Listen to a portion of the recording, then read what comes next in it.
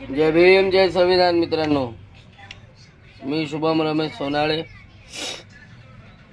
सकाळी सकाळी एक बातमी कळाली, अतिशय दुःखद बातमी.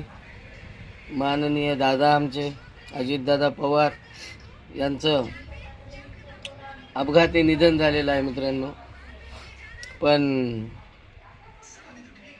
मनातून अशी इच्छा व्हायली की असे कुठून तरी अजितदादा कॅमेऱ्याच्या समोर यावेत आणि म्हणावेत, मी त्या विमानात बसलोच नव्हतो, इतक्या लवकर मला मारून टाकता का रे. त्या घड्याळीचं बटन दाबा आणि आपल्या पक्षाला निवडून आणा. मी मेलो नाही, मी आणखीन जिवंत आहे. महाराष्ट्राचं खंबीर, कणखर आणि खतरनाक नेतृत्व हरवलं. मित्रांनो, अजितदादांना भावपूर्ण श्रद्धांजली. वाईट वाटायलंय.